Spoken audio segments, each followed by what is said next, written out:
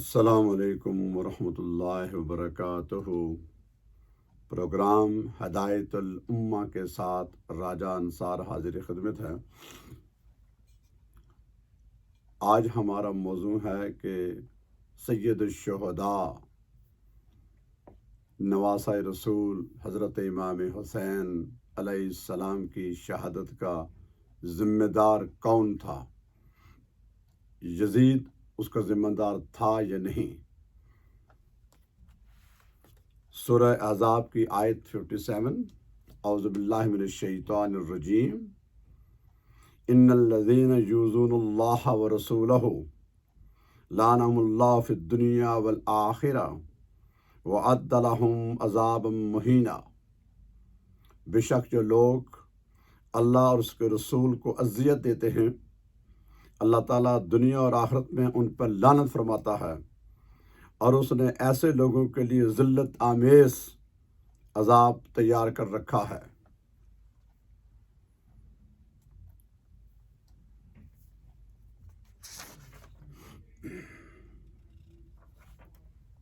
قرآن پاک کی اس آیت کی روشنی میں ہم یہ گفتگو کریں گے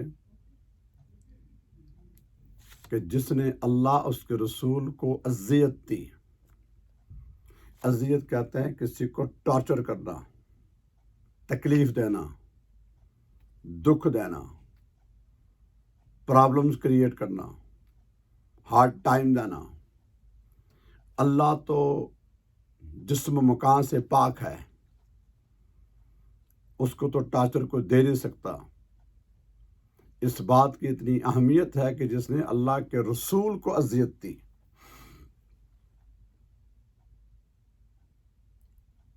رسول چونکہ مخلوق ہیں، اللہ کے بندے ہیں، لہذا جس نے نبی کو نقصان دینے کی کوشش کی، نبی کو اذیت دی، نبی کو تکلیف پہنچائی،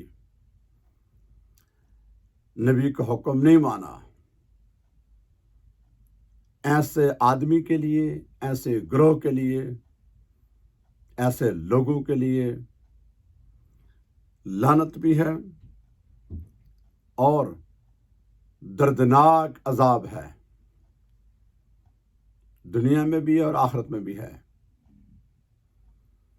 ایک بالکل سیدھی سی بات ہے۔ کربلا کے اس واقعے کے بعد امام علیہ مقام کی شہادت اور ان کے تمام رفقا کی شہادت، پھر پاک بیویوں کو قیدی بنا کر شام کے دربار میں، یزید بدبخت کے دربار میں پیش کرنا، اس کا اس پر خوشی کا اظہار کرنا، مدینے پہ حملہ کرنا، مکے پہ حملہ کرانا، مدینے کے بے گناہ لوگوں کو شہید کرنا، کعبہ کی بے حرمتی کرنا، کعبے کو آگ لگانا، یہ ان چیزوں سے کیا اللہ کے رسول کو تکلیف پہنچی ہے یا خوشی ہوئی ہے؟ یقیناً یہ چیزیں نبی کی ذات کو، نبی کے مشن کو ہر لحاظ سے دکھ دیتی ہیں، تکلیف دیتی ہیں، اذیت دیتی ہیں۔ میرے آقا نے فرمایا کہ جو مدینے والوں کو ڈرائے، مدینے شہر کے لوگوں کو، ان پر خدا کے فرشتوں کی لعنت ہو۔ مدینے والوں کو صرف ڈرائے، مدینے کے درخت بغیر کسی عذر کے، گرین درخت نہ کاٹے جائیں۔ حضور نے فرمایا کعبے کے سامنے، کعبے تیری بڑی عظمت ہے، تیری بڑی شان ہے، لیکن ایک مومن کا ناحق خون جو بہایا جائے، اس کی عظمت اس سے کہیں زیادہ ہے۔ جہاں رب نے فرمایا میرے نبی سے اونچی آواز سے بات نہیں کر سکتے، میرے نبی سے پہلے آپ کوئی فیصلہ نہیں کر سکتے، میرے نبی سے پہلے عید کی قربانی نہیں کر سکتے،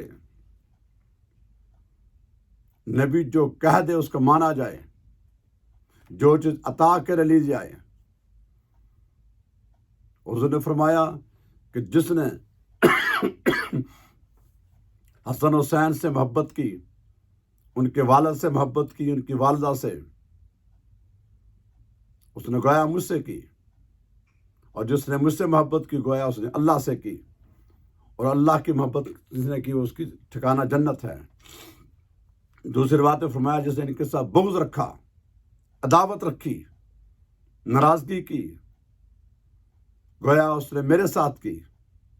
جس نے میرے ساتھ کی گویا کہ اللہ کے ساتھ کی، اور جس نے اللہ کے ساتھ کی اس کا ٹھکانہ جہنم ہے۔ مدینے کے اندر مسجد نبوی شریف میں آقا علیہ السلام خطبہ دے رہے ہیں۔ یہ دونوں شہزادے چل کے آئے، لڑکھڑا رہے تھے، چھوٹے تھے۔ سرور انبیاء جو اپنے مشن خاص پر ہیں، خطبہ دے رہے ہیں، وہ بہت سارے لوگ بھی بیٹھے ہوئے تھے۔ کسی کو کہہ دیتے ان کو اٹھا لو، خود اٹھے، ان کو کندھے پہ آگے بٹھایا۔ تو کیا اس بدبخت کی مرضی کے بغیر یہ کام ہوا؟ نہیں۔ بعض میرے بھائی جو حضرات یہ کہتے ہیں، سمجھتے ہیں کہ یزید نے حکم نہیں دیا تھا، تو یزید نے کس چیز کا حکم دیا تھا؟ سوال یہ پیدا ہوتا ہے کہ یزید اس میں انوالو نہیں تھا، وہ قصوروار نہیں تھا، مجرم نہیں تھا، نعوذ باللہ بے گناہ تھا، وہ بے گناہ تھا، پکا مجرم وہی تھا۔ شمر ابن زیاد اور دیگر جو تھے یہ تو اس کے حواری تھے، یہ تو اس کے آگے حکم بجا لانے والے تھے، سو کال امیر تو وہی تھا، اور میں تو اس سے پہلے جاؤں گا نا۔ تھوڑی دیر کے لیے ہم بیٹھ کے ہیں کہ جب یزید تخت نشین ہوا، یہ حضرت امیر معاویہ رضی اللہ تعالیٰ عنہ کی ایک اجتہادی غلطی ہوئی ان سے، چونکہ وہ صحابی ہیں، لہذا ان کی ہم مذمت نہیں کر سکتے، خاموشی اختیار کریں گے۔ لیکن انہوں نے یہ کہا تھا اس کو کہ اہل بیت کا خیال رکھنا، ان کے ساتھ سختی نہیں کرنا۔ انہیں علم نہیں تھا اس بات کا نا، یہ بدبخت آگے یہ کرے گا۔ جب اس نے پیغام بھیجا اپنے گورنر کو کہ ان سے بیعت لے کر آؤ، اور اگر نہیں تو گرفتار کر کے لاؤ، امام حسین کو، عبداللہ بن زبیر کو، عبداللہ بن عمر کو، عبد الرحمن ابو بکر کو، یہ چار بڑوں کی اولادیں تھیں جو۔ تو سوال یہاں یہی پیدا ہوتا ہے کہ جب یزید جیسے بندے نے امام حسین جیسے عالی مقام ہستی کو یہ کہا کہ میری بیعت کریں، میں آپ کا امیر ہوں، تو امام نے انکار کیا۔ جس زبان اقدس سے امام حسین نے انکار کیا، یہ زبان پتہ ہے کون سی ہے؟ اس زبان پہ لعب حضور نے ڈالا ہے۔ امام علی مقام کی زبان اقدس سے زندگی میں کبھی ایک جھوٹ نہیں نکل سکتا۔ کبھی نکلا ہے؟ نہیں۔ کبھی غلط بیانی ہوئی ہے؟ نہیں۔ کوئی ناحق کلمہ نکلا ہے؟ ہرگز نہیں۔ زبان اقدس سے جو نکلا گویا کہ جو رسول کی تربیت تھی، گویا کہ رسول فرما رہے ہیں، چونکہ شریعت کا، قرآن کا، احادیث کا جو علم، جو درجہ، جو لیول امام علی مقام کا ہے، یزید کا تو وہ دور کہیں رائی کے برابر بھی نہیں ہے۔ جب وہ جنت کا سردار ہے، جنت کا مالک ہے، جنت بنائی تو اللہ نے ہے نا، اللہ نے ہی ان کے حوالے کی ہے۔ اللہ تو زبان سے پاک ہے، کھانے پینے سے پاک ہے، اس کی ہر چیز جو اس نے بنائی ہے مخلوق کی، مخلوق کے لیے بنائی ہے، اپنے لیے اس کی محبت ہے، جو ایک کنڈیشن کا نام ہے۔ تو وہ کس طرح ایک غلط بات کر سکتے ہیں، نہ کی ہے نہ کر سکتے ہیں، وہ تو محفوظ ہیں۔ ان کے مقابلے میں وہ ایک ملعون جس کی زبان سے اکثر جھوٹ تھا، کئی روایات سے ثابت ہے کہ اس نے شراب پیتا تھا، نماز کا تارک تھا، برائے نام اس نے کلمہ پڑھا تھا۔ میں اس سے آگے جا کے بات کروں گا۔ اگر اس کو رسول اللہ کا حیا تھا، اگر اس نے کلمہ پڑھا تھا دلی طور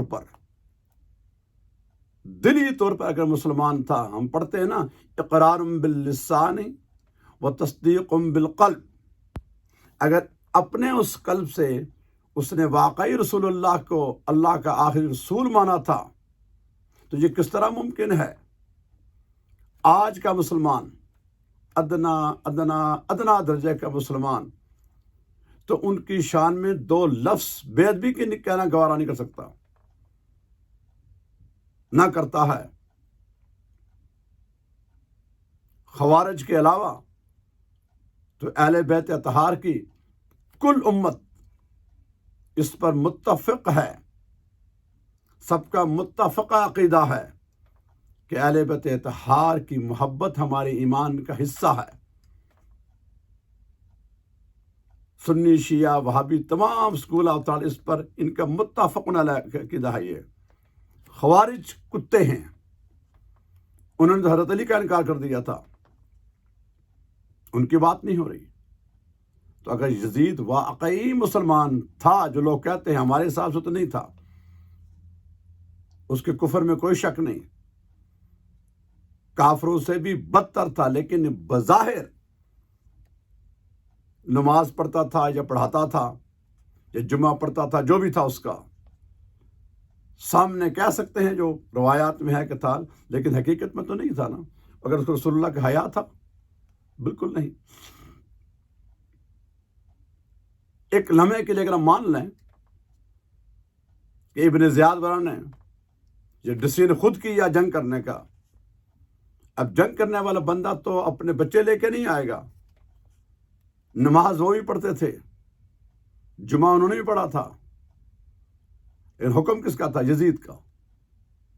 پھر جب یہ واقعہ ہو گیا، آج کے دور میں بدترین دشمن بھی ہو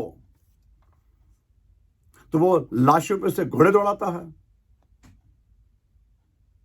سر انور کو کاٹ کر نیزے پہ اچھالا گیا،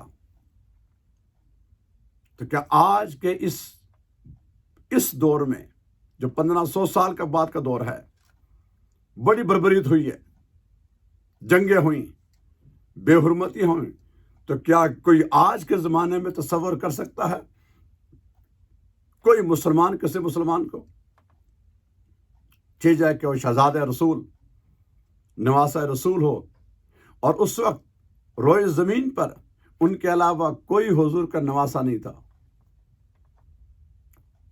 کوئی فاطمہ کا بیٹا دوسرا اور نہیں تھا، کوئی علی کا بیٹا بی بی فاطمہ کے بطن سے اور نہیں تھا۔ انہوں نے گھوڑے دوڑائے، لاشوں کی بے حرمتیاں کی،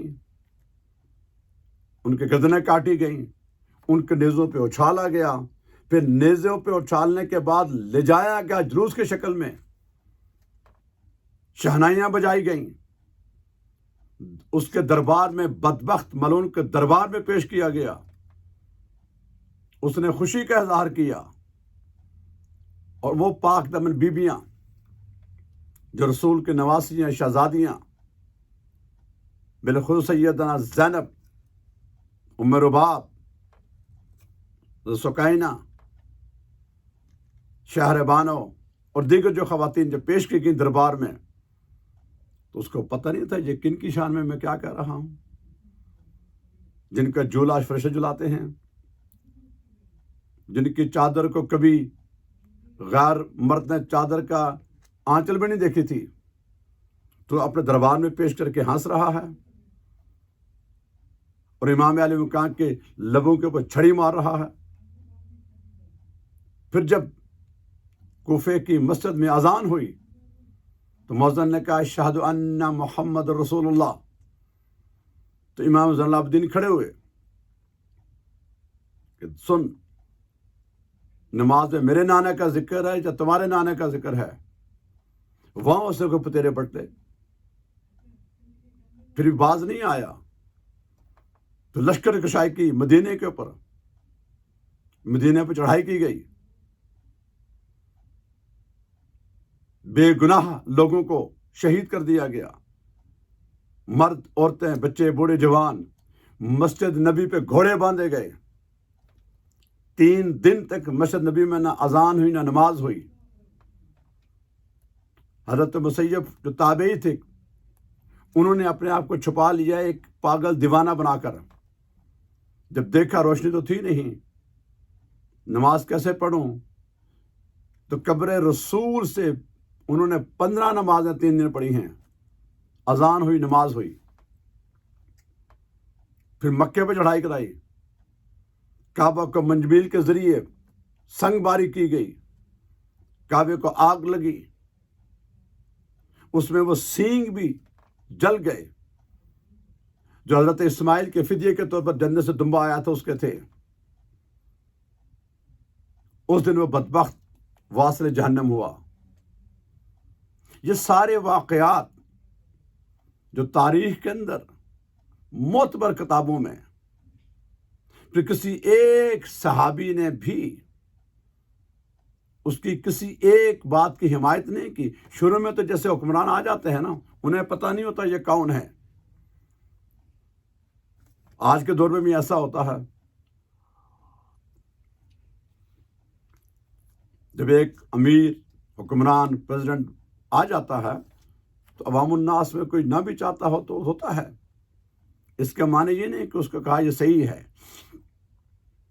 صحابہ اکثر بوڑھے ہو چکے تھے، جب جنہیں اطلاع ملی یہ تو امام حسین سے بیعت مانگ رہا ہے، تو اس زمانے میں تو یہ ٹیلی فون اور ویڈیو نہیں تھے، آنے جانے میں ایک وقت لگتا تھا، اور اس کے بعد کسی ایک نے بھی اس کی اس بات کی حمایت نہیں کی۔ اور اس سے بڑھ کر جب یہ واصل جہنم ہوا تو اس کا بیٹا معاویہ اصغر، اللہ کی شان دیکھیے، اللہ جب چاہتا ہے کہ نیک لوگوں میں بدبخت پیدا کرتا ہے اور بعض اوقات بروں میں نیک پیدا کرتا ہے، اس کی شان ہے۔ جب اس کے بیٹے معاویہ اصغر کو تخت نشین کیا گیا، اس کی عمر ینگ تھا، 20-25 سال تھی، تو اس نے صرف 40 دن یا 35 دن، 1 مہینہ کہہ لو، اس کے بعد وہ تخت چھوڑ دیا۔ لاکھوں مربع میل پر حکومت، اس نے کہا کہ میں ایسے تخت پر نہیں بیٹھ سکتا جس کے نیچے اہل بیت اطہار کا خون ہو، چھوڑ دیا اس نے۔ بیٹا تھا اس کا، اس سے بڑے ثبوت کیا ہے؟ اور اس کے بعد یزید کی 15 اولادیں تھیں۔ دنیا میں کوئی شخص اپنے بچے کا نام یزید نہیں رکھے گا۔ چند کوئی لوگ ایسے ہیں جو اس کو کسی حوالے سے بچانے کی کوشش کرتے ہیں، مگر ان لوگوں کو میں نے سنا ہے، دیکھا ہے، گفتگو کی ہے، کوئی ایک روئے زمین پر انسان نہیں، حتیٰ کہ غیر مسلم بھی ہے، مسلمان تو مسلمان ہیں، جس نے کبھی یہ کہا ہو کہ یزید نعوذ باللہ حق پہ تھا۔ ہر ایک نے کہا، لکھا، یزید ناحق تھا، حق حسین کے ساتھ تھا۔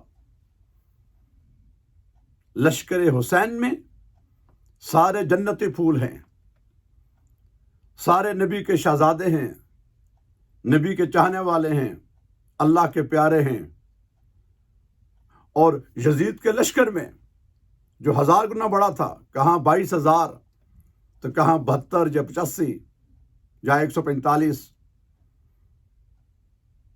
کوئی میچ نہیں تھا۔ لیکن تاریخ انسانیت جس پر ناز کرتی ہے وہ حسین کے لشکر پر ہے۔ اپنے پرائے جنہوں نے بھی لکھا ہے، یزید کو ناحق لکھا ہے، قاتل لکھا ہے، ظالم لکھا ہے، جہنمی لکھا ہے، ملعون لکھا ہے، بدبخت لکھا ہے، لیکن حسین کے بارے میں در و دیوار سلام کرتے ہیں، آسمان کی بلندیاں سلام کرتی ہیں، زمین کی وسعتیں سلام کرتی ہیں، ہواؤں کی فضائیں، بارش کے قطرے، سمندروں کی گہرائیاں، پہاڑوں کی بلندیاں، ملائکہ کی معصومیت، مومنین کا ایمان، قیامت تک آنے والے لامحدود مومنین، مسلمان، اہل حق امام عالی مقام کو سلام پیش کرتے رہیں گے، سلامی دیتے رہیں گے۔ اور پھر اس کے بعد جب یہ امام عالی مقام کا سر انور لے کے یزید بدبخت کے دربار میں جا رہے تھے تو وہ جو سپاہی تھے انہوں نے پڑاؤ ڈالا ایک گرجا گھر کے اندر۔ تو جو راہب تھا اس نے کہا یہ کون لوگ ہیں، کیا کر رہے ہیں؟ انہوں نے کہا یہ کچھ باغی ہیں۔ بظاہر بدبختوں نے یہ کہا۔ جب دیکھا سر انور کو تو پتہ چلا نواز رسول کا سر ہے۔ اس نے کہا مجھے ایک رات کے لیے دے دو، میری زندگی ساری کی کمائی ہے 80,000 درم جو اس وقت کی کرنسی تھی، وہ لے لو۔ وہ لالچی لوگ تھے، انہیں وہ لے کر ان راہب کے ہاتھ میں وہ سر انور دے دیا۔ اس نے پہلے اس کا عطر لگایا، پانی سے دھویا، ایک اعلیٰ کمرے میں رکھا، بیویوں کو ایک علیحدہ روم دیا، ان کو پانی دیا، کھانا دیا، اور پوری رات تعظیم سے کھڑا رہا۔ اور صبح کے وقت اللہ نے مہربانی کی، اسے ایمان نصیب ہوا، اس نے کلمہ پڑھ لیا۔ وہ جو اس نے پیسے دیے تھے ان کو، انہوں نے کہا یزید کچھ ہمیں دے گا نہیں تو تقسیم کر لیں۔ تو جب انہوں نے وہ کھولے ان کے بیگ تو ان کے ٹھیکریاں بنی ہوئی تھی، اب وہ کرنسی ختم ہو گئی تھی، اللہ کی قدرت ہے، اور ان پہ لکھا ہوا تھا، ایک طرف لکھا تھا سورہ ابراہیم کی آیت نمبر 42، وَلَا تَحْسَبَنَّ اللَّهَ غَافِلًا عَمَّا يَعْمَلُ الظَّالِمُونَ۔ ان ٹھیکریوں کی ایک طرف یہ لکھا ہوا تھا، آئے مخاطب تو ہرگز یہ خیال مت کرنا جو ظالم جو کچھ کرتے ہیں اللہ ان کے اعمال سے بے خبر نہیں ہے، اللہ کو خبر ہے۔ یہ کہاں سے لکھ کے آئی؟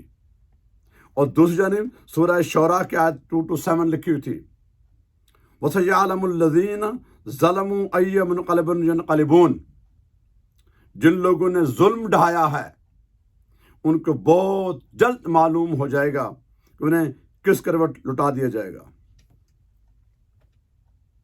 یہ اللہ کی قدرت ہے، امام حسین کا یہ کرامت ہے۔ آسمانوں پہ جو لکھا ہوا آ گیا، جو صحیبت جو انہوں نے اونٹ اور گھوڑے ذبح کیے، جانور ذبح کیے، ان سے خون نکلا، اور جہاں سے کھڈا کھودتے خون ہی خون ہوتا، جانوروں سے گردنوں سے آگ کے شعلے نکلے،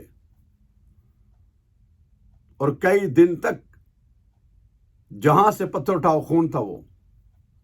یہ ساری چیزیں یہ اچانک خود نہیں ہوئی، یہ اس ظلم کی، بربریت کی اس کا ثبوت ہے جس کا بانی، جس کا بنیادی کردار، بنیادی مرکز، اس کا حکم دینے والا، اس کی ساری رسپانسبلٹی وہ اس یزید بدبخت پر ہے۔ ہم کسی صورت میں، کسی بھی حال میں اس کو بری کوئی نہیں قرار دیا جا سکتا۔ اس کے وہ تمام ساتھی جنہوں نے اس کے حکم کو بجا لایا، اور بھی تو اس کی فوج میں تھے، انہیں اللہ نے یہ توفیق بخشی وہ آئے، جنتی ہو گئی. ساری دنیا آج حر کو سلام کرتی ہے، ان کے نصیب ہیں. وہ راہب جو عیسائی تھا مسلمان ہو گیا. اور یہ سارے بدبخت، اور بعد میں ان کی جو موتیں ہوئی ہیں وہ ایک الگ باب ہے، انشاءاللہ بعد میں بیان کیا جائے گا کہ جن لوگوں نے امام حسین کو شہید کیا، جو اس میں شامل تھے، ان کا انجام کتنا بھیانک ہوا. یہ تو دنیا کا انجام تھا، تو وہی دردناک عذاب دنیا کے اندر بھی ہے، لیکن آخرت میں اس سے کہیں گنا زیادہ عذاب ہوگا. اور وہ لمحہ جب سیدہ کائنات،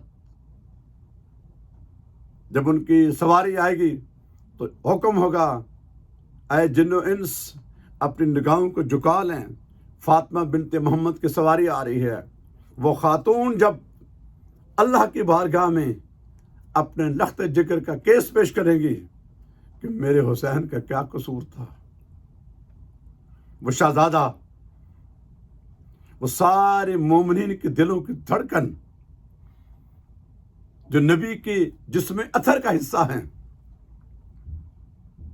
تو اس لمحے اللہ ان لوگوں کو جو عذاب دے گا، جہنم بھی اس وقت ان سے پناہ مانگے گی کہ یہ بدبخت نہ ہیں.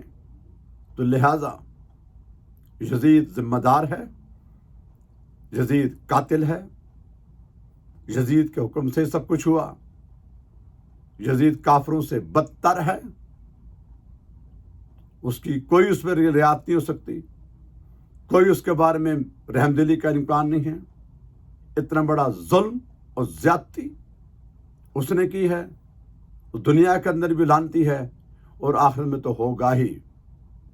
اللہ تعالی ہمیں اس زمانے میں بھی ایسے لوگوں سے بچائے جو ناحق ہیں، اور میری دعا ہے ہم سب کو اہل حق کے ساتھ کھڑا رکھے اور اہل حق کے ساتھ ہماری موت ہے.